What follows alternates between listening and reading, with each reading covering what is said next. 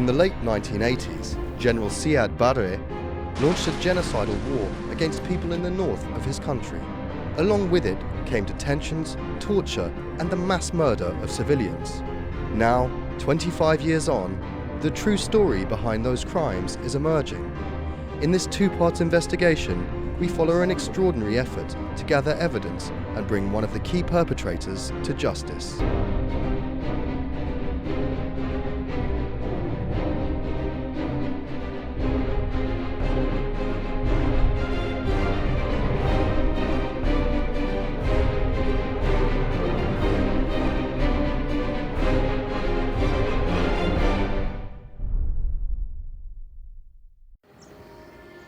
Welcome to Somalia, regarded by many as one of the most dangerous places on earth.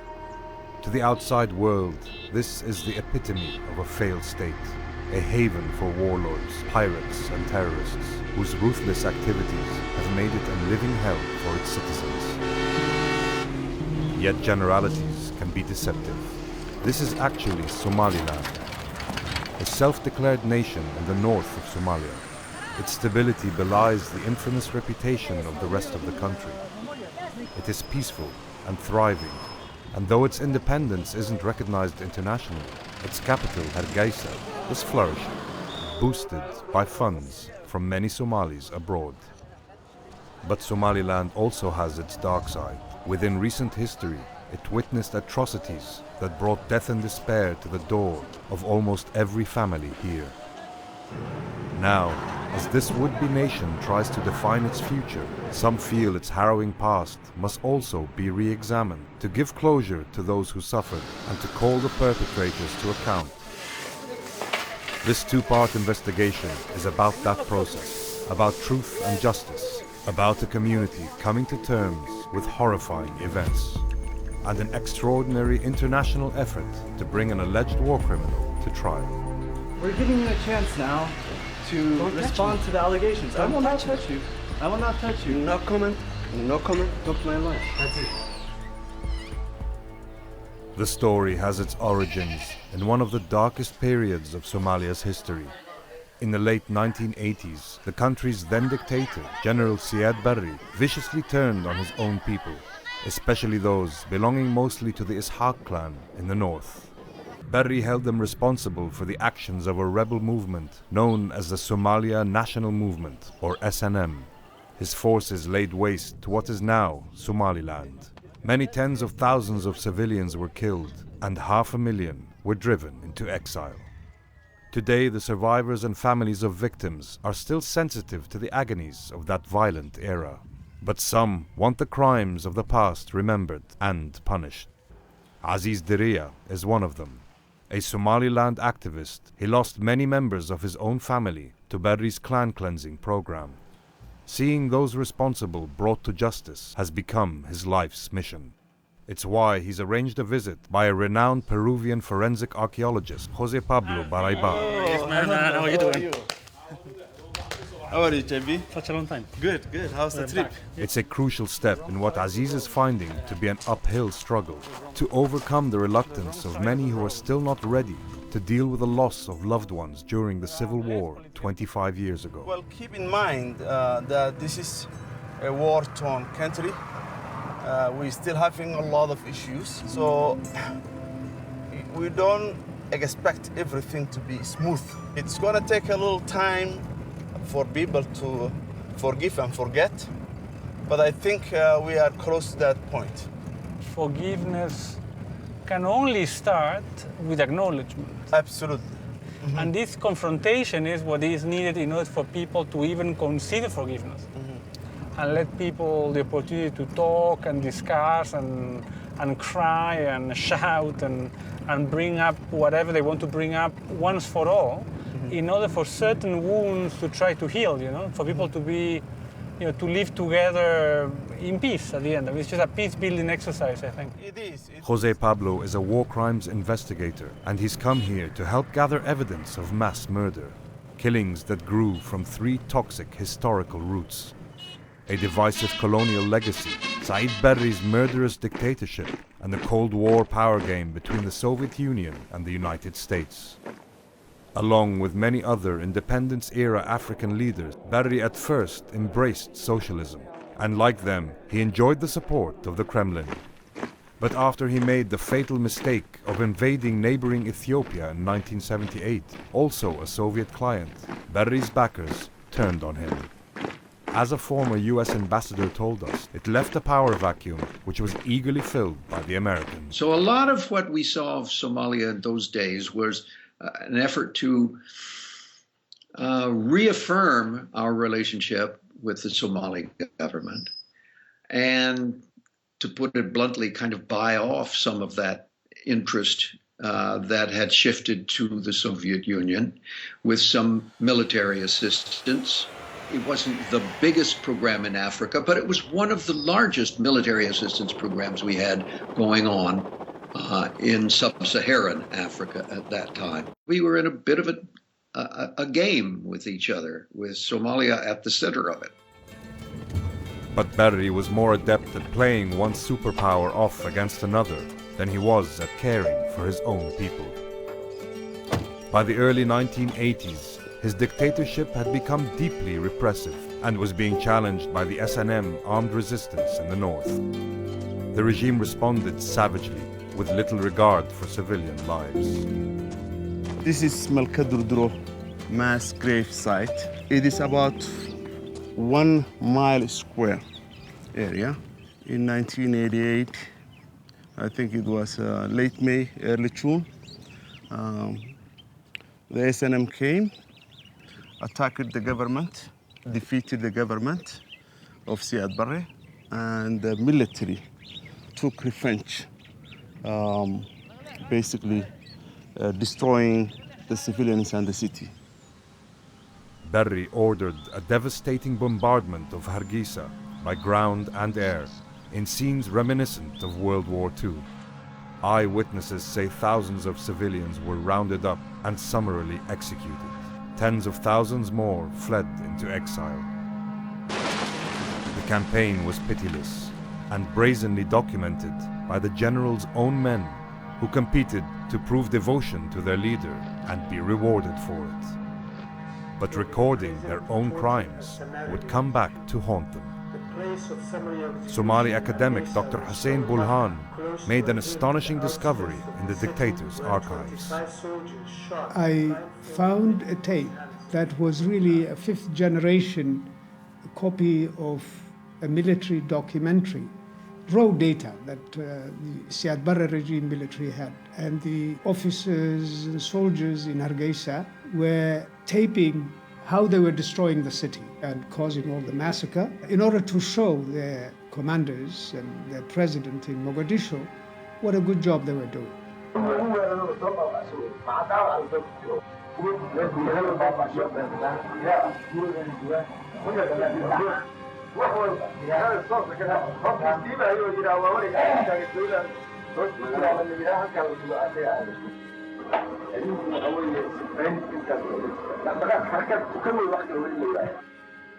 Here is an instance where the guys were doing it are explaining and justifying. You don't even need, another proof. You see the action, you also see in this instance their own admission and declaration of what they are doing.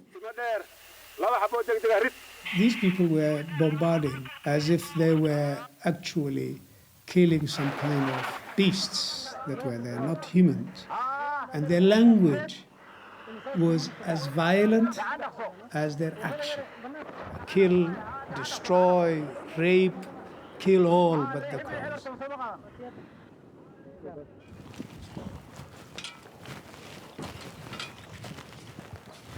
All right, there's still some remains. I believe there is more than 50,000 people that has been slaughtered by the Siad Barre government in this site. And what they did is they collected a lot of innocent civilians, including my father, my younger brother, my cousin, and killed here and buried here. Not buried, but actually dumped. It is very emotional for me because there is still some clothes and bones hanging on this wall. So what happened here, it's not something that we can forget easily. It is something that is very painful, that needs to be remembered, that needs to be part of our history. Aziz has come to Malkudodoro to meet a man who was forced to bury many of the dead here.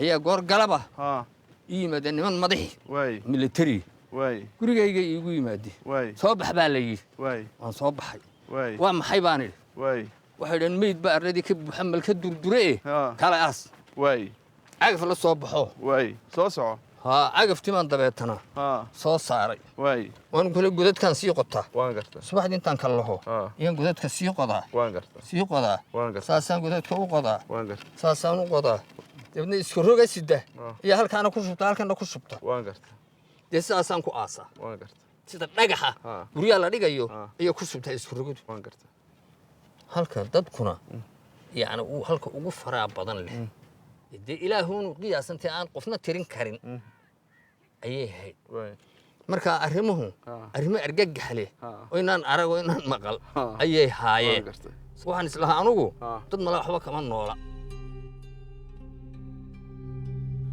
The victims were buried in hundreds of unmarked graves around the capital, Hargeisa. There they lay, a repressed memory in the minds of a traumatized population. You shut up! I'm here now because they don't have a place for my mind.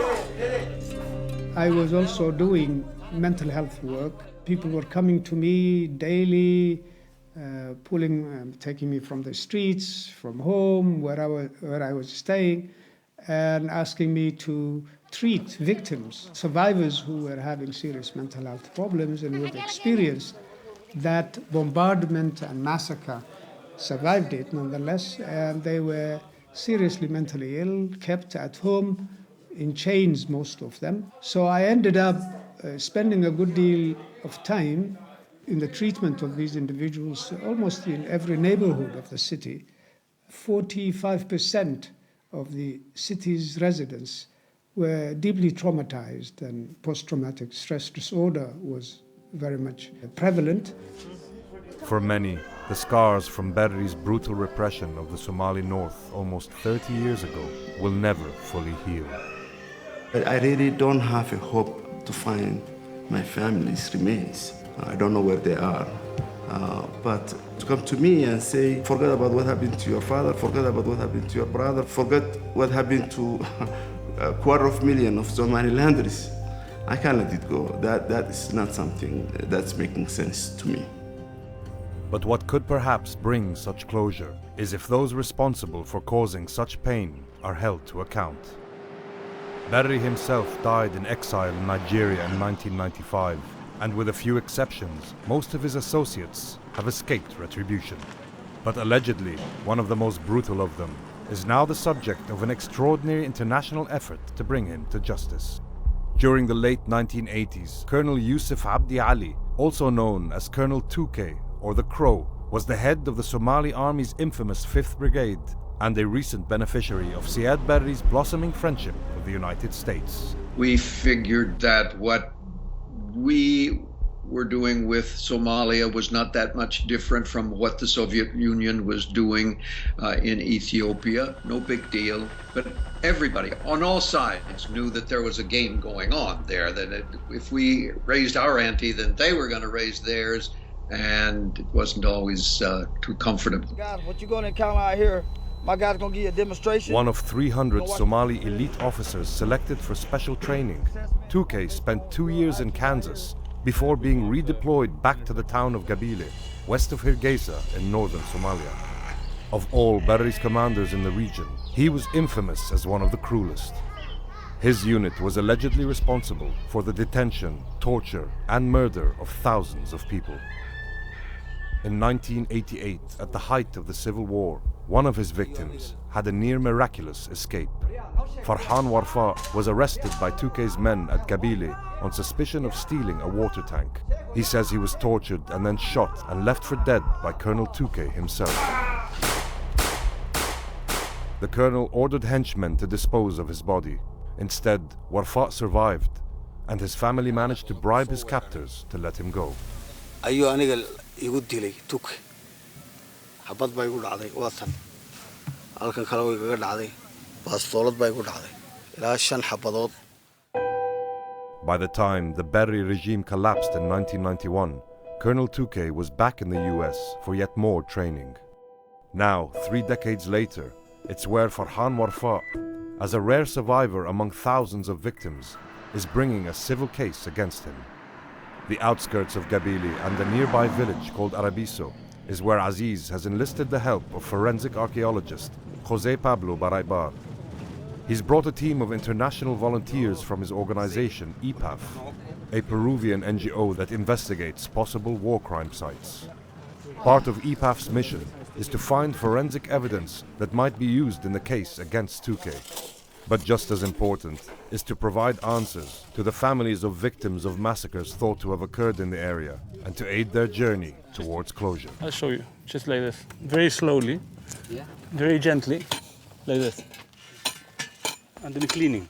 One of the main things that have to happen here is to dignify the dead and to separate the dead from the living. How you do that? Well, first getting the record straight. If you really want to get the record straight, and you really want to have an open dialogue and for people to reconcile, although I hate that word, I don't think that reconciliation as such exists, but at least to have a less contentious coexistence, you'll need to really open up things. Huh? Can we start for a small? Yeah, I just want to, I'm trying to see what we're doing, that's all. I mean, it's just to understand what is happening, because it is soft today. But opening up the past is not an exact science. The problem is that the machine with the weight... After more than 25 years, no one is precisely sure where the bodies are buried. Finding them needs more than picks and shovels. Maybe it will be easier for him to come like this and to start from here. I don't know. Bringing in a bulldozer is a risky tactic. No. Digging too deep could destroy the graves lying below, desecrating the remains and losing the evidence the team has traveled across the world to collect. The atmosphere is tense. But finally, one of the team spots a fragment of human bone. Yet despite EPAF's good intentions, the exhumation has upset the local community who protest at the gravesite. The situation becomes so serious that Somaliland's justice minister is called in to calm things down. He needs to convince them to allow the remains to be taken to EPAF's lab in Hargeisa and later be given a proper Muslim burial. لكن waxay lahayn fursad iyo chance in inaguna ugu dhigo taariikh dambe marxaad u noqoto madax soo qabeelahay afbaan lagu xasuuqoonaysa cadeymihii walaga maarmaan wada arkay meedka soo faqay sidii ay u noolaan loogu aasay macdarkoodii xiriir si marka loo ogaado noocayo wuxuu dhaceen in la gubay in la toogtay in la xidhay in nolosha lagu aasay waxa soo saaraya waxa weeye aqoonta Ilaahay subhanahu wa ta'ala qaadano dalaafay waxaan kaliya inaan ka caawino ogaano qaadno eegno analyze gareyno si loo kala ogaado waxay wax u dhaceen dabeetana aynu soo celino sidii ay ahayd shariicada islaamku dabeetana ayana loo hadhowtalo karaabiyo loo aaso madama sheekha bismillaahir rahmaanir rahiim awr baa halkan maray ayaa reerka idin loo baabiyay marka halka xaafadda iyada qoyska iyaga tii sidaa tahay haddana annaga maanta una lagu kaakicinaya waanu ka samiray laba iyo 30 sannadood ayaa ka dambeysay nimankan mujrimiinta ah ayaa haddii Ilaahay ma waxa sameeyena in sharciga lagu qaado waa wax meesha ku jira waa muhiim haddii hadalona iska noqotana ma hagaagsana kolka waxa weeye dawladdii Somaliland ay u dhinteen daraadood u dhinteen waxa la waxay u qabatay si gaar ah hadlaynayo anaga fiirsanaysaa arrimahan anagay taala haddaba wasiirka cadaaladda rahay waan ogahay ilaahay baa caalamka meel ku gaarsiiyay lafaanahan la tus waan arkay waa sax taas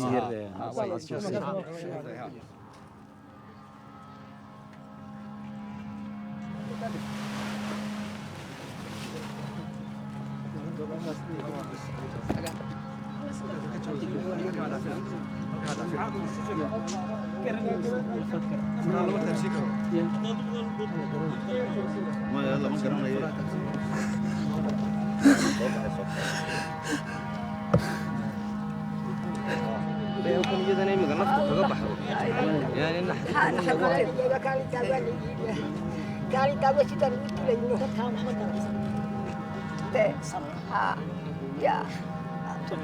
maalintii maan ooyine waan cabsanayo naftii xumayd baa kaasuunbaa i dabartay daawaaba la yidhi iman karayne yaa dilay dee faqash daalay kumu ahaa ya tukalay tuke ha cid kale miyaa garanaysaa waxa leeyahay dawladii siyaad barre wixii dawladda siyaad barrun baa ahayn dadkan shacbigaana waa la leynayo baas baa la marinayay weliba kala mashxarada la lahaa tuma daawada mashxarada la lahaa daawada la lahaa inta dadku la soo qabtaa wala goobjoog baan waxaan ahay hooyana lama ogolayn illa waa la tooganayay kan xawal tooganayay wala tooganayay The relatives of the victims really has no idea what we're doing, and it's very difficult for them to go back to that sad, dark days of Tuke in Gebile.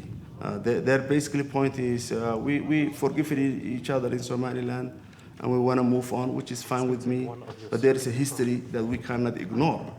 And if we don't ask each other what went wrong, then we're going to repeat the same mistakes again and again and again.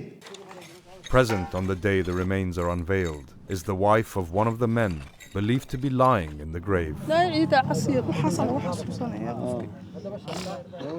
ciidamadii markay gurigayga yimaadeen waxay soo qaadeen aabbahay iyo odaygayga iyo aniga odaygaygiina way dileen aabbahayna tiirkaa lagu xidhay halkan lagu leenaya dadkaa lagu xidhay haddii aanan uurkaa lahayna inta la dilaya la igu daray wax sababoo la igu dilayayna haba yaraad haba weynaadee ilaa saacaddaa ayaanan fahmi karin anigu isaaq xasuuqun baanu arkay xasuuqun imaga ahaan intaan weynaadeen maskaxaystay tirtir dadun baanu arkay haddana anoo foolanaya maanta dee silsilad inta lugta laygaga xidho askartu markay ii soo gasho ilmo waan iska masixi jiro waan iska baabin jiray hadday arkaan in yaroo ilmaha anoo leh wuu i dilayay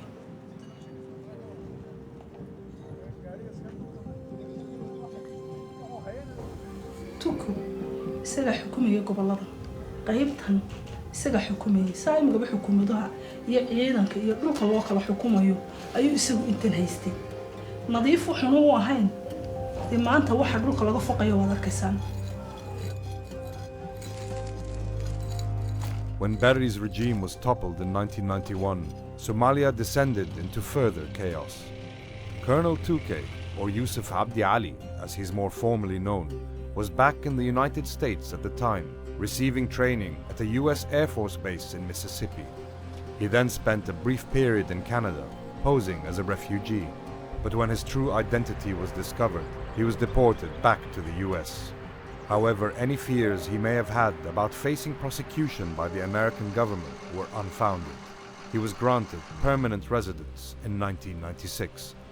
We asked Ambassador Krigler if the US should have kept closer tabs on suspected war criminals. Flatly, no, because we didn't know enough. We could have pretended to be judge and jury in Tuke's case, and ever so many others, dozens of others who claimed refuge in the United States after that fighting. But we weren't a police force, we weren't an investigative force, we weren't even a United Nations humanitarian investigation team. What we were trying to do was relieve the suffering. Until recently, Colonel Tuke has lived openly, if anonymously, in the US, seemingly immune from legal retribution. But then Farhan Warfa's case was taken up by an American human rights NGO, and the battle to bring the former colonel to court was underway. We wanted to put to him some of the allegations that we'd heard in Somalia, to get Tuke's response to claims that he'd been involved in atrocities. But his exact whereabouts in the US were unknown. Then we managed to track him down to Fairfax, Virginia. I think that's him. Early one morning, we went to speak to him. I want to ask you about allegations in Gebile against you in the court case. No comment, no comment. We're from Al Jazeera. Talk to a lawyer. Talk to my lawyer. Did you shoot Mr. Warfare 5 times? No comment. I understand the SNM was attacking. You were very angry, right? Is this what happened? Just explain to us. No comment. Is it a conspiracy? Is the government in the north just trying to get you? But please Talk to tell my me. lawyer. Tell Talk me. to my lawyer. Tell me, is it a conspiracy? Don't touch Is me. it a conspiracy? Is it a conspiracy? What do you have to say? We're giving you a chance now to respond to the allegations. I will not touch you. I will not touch you. No comment. No comment. Talk to my lawyer. That's it. Don't you want people to hear you for yourself?